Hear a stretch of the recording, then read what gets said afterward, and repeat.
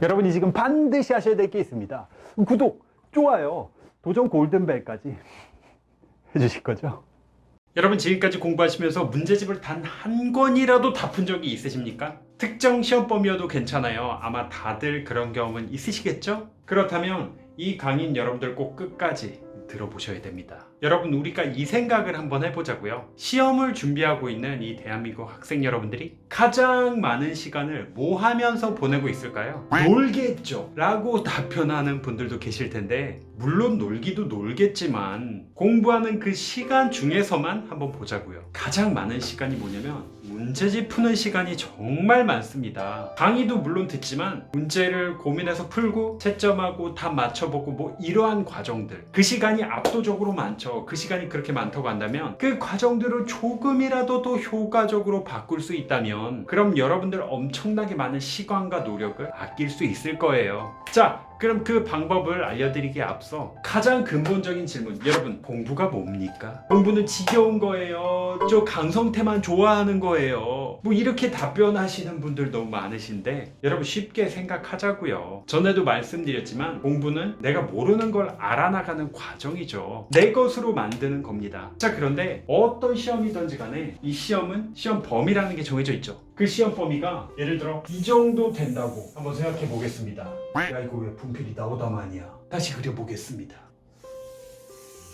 자, 여러분 요게 지금 시험 범위예요. 그러면 이 밖에는 시험 범위가 아닌 겁니다. 시험 범위가 아닌 게 시험에 안 나오겠죠. 만약에 나오면 난리 나겠죠. 그럼 이 시험 범위는 여러분 단 두 가지 영역으로 나뉠 수 있다고요. 뭐냐면 여러분들이 아직 공부하기 전이어서 모르는 내용이 있을 거고, 이미 공부해서 알고 있는 내용이 있단 말입니다. 공부는 이 모르는 영역을 점차 아는 영역으로 바꿔나가는 그런 과정이라고 말씀드렸잖아요. 그렇게 말씀드렸는데 이걸 보고 그냥 모아만 생각하는 분들이 계십니다. 모아가 아니라 모르는 걸 전부 이제 아는 영역으로 바꿔야겠죠. 그게 과정이라는 건데, 그러면 여러분들이 문제집을 사가지고요, 문제집을 다 풀었습니다. 문제만 다 풀었어요. 혹은 그 시험 범위에 해당하는 걸 다 풀었단 말입니다. 그럼 여러분, 지금 여러분들은 공부를 한 겁니까? 이 공부를 안 한 거예요. 안 한 거라니까요. 물론 문제를 푸는 그 행위는 했지만 새롭게 알게 된 내용이 없단 말입니다.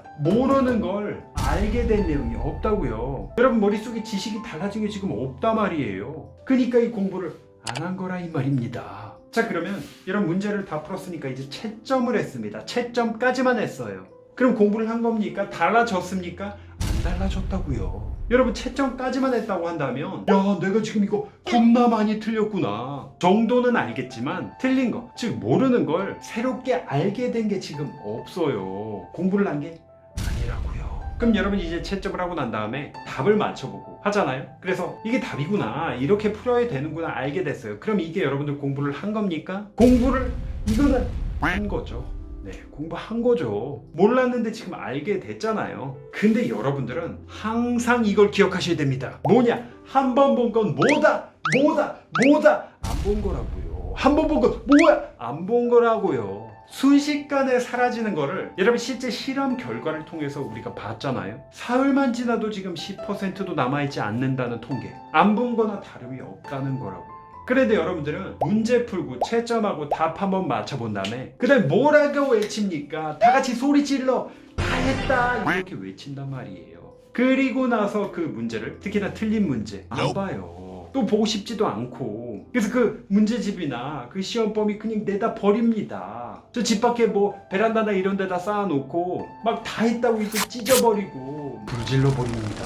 근데 여러분, 그렇게 여러분들 한번 봤던 그 틀린 문제들은 나중에 또 틀리게 돼 있어요. 거의 대부분 여러분 다시 틀립니다. 자, 그럼 여기까지 문제를 풀고 채점하고 답 한번 맞춰본 여기까지는 공부를 한 게 아니에요. 달라진 게 없어요. 그렇게 생각하셔야 됩니다. 여러분들 명심하세요. 여러분들이 공부를 안 했어요. 여러분들은 공부를 안 했다고요. 안 했습니다. 안 했다니까요. 내가 공부했다고 착각을 했을 뿐이지 실제로 달라진 건 없었단 말입니다. 그럼 뭐가 대체 공부냐? 공신들 기준에서 이 문제집을 가지고 공부를 한다는 것은 풀고 채점하고 답 한번 확인하고 여기까지는 그냥 구별 정도 한 겁니다. 진짜 공부는 그 다음부터예요. 틀린 문제, 즉 모르는 문제, 내가 개념이 부족하다고 하면 그 개념서로 기본서로 돌아가서 그걸 그야말로 암기할 정도로, 안 보고 쓸 수 있을 정도로 다시 보고요. 그 틀린 문제 그걸 다시 풀어보고, 다시 풀어봤는데 또 안 풀려? 그럼 다음날 다시 또 풀어보고, 시간 지난 다음에 다시 풀어보고,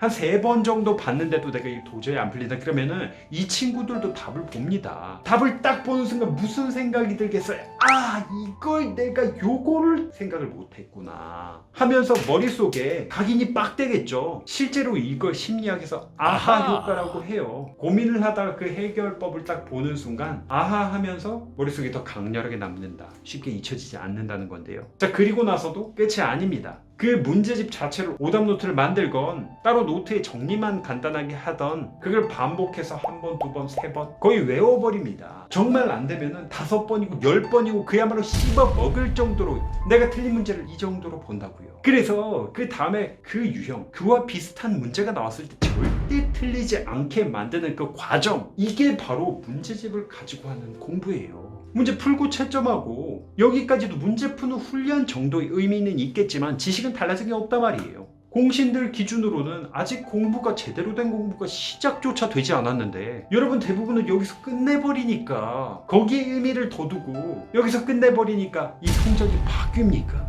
문제 풀고 채점하고 아는 거 모르는 거, 공부해야 할 거 안 해도 되는 거, 이거 구별 정도 한 상태인데 채점에서 지금 동그라미, X표 이런 건 채워져 있겠지만 진짜 여러분들 지식이 안 됐다고요. 이건 정말 엄청난 차이예요. 이 공신들과 대부분의 일반 학생들이 문제집을 가지고 공부하는 그 행위와 그 개념 자체가 완전히 다르다고요. 그러니 백날 이 문제집을 수도 없이 지금 풀어 제끼는데 공부하는 시간 중에 가장 많은 시간을 여기에 쏟아붓고 있는데 달라지는 게 없어요. 왜 이제 그런지 아시겠습니까? 여러분, 제가 방송에서도 몇 번 말씀드렸던 문제 하나 풀어보죠. 1 곱하기 3이랑 3 곱하기 1 둘 중에 여러분 뭐가 더 큽니까? 맞춰보세요. 정답은 같죠. 당연히 같죠, 여러분. 하지만 학습에 있어서는 1 곱하기 3이 훨씬 더 큽니다. 그 차이는 엄청나게 커요. 이 말이 무슨 뜻이냐면 한 권의 책이나 개념을 3번 반복해서 보는 것이 3개의 책이나 개념을 한 번씩 보는 것보다 훨씬 효과적이란 뜻이에요. 아시겠습니까, 여러분? 그럼 다시 첫 질문으로 돌아가 보죠. 여러분, 지금까지 문제집이건 특정 시험범이건 다 푼 게 있습니까? 공신들 기준에서 이걸 다 끝냈다, 다 풀었다, 이 뜻은 뭐냐면 그 문제집을 가져왔을 때 제가 여러분들한테 이거 설명해 주세요, 이거 설명해 주세요 하면 바로 설명해 줄 수 있어야 됩니다. 그리고 문제 중에 어려 보이는 거, 틀렸던 거, 이거 한번 풀어봐 주세요, 이거 한번 풀어봐 주세요 했을 때 여러분 막힘없이 풀고 왜 이게 정답이 될 수밖에 없는지 그걸 설명할 수 있어야 된다고요.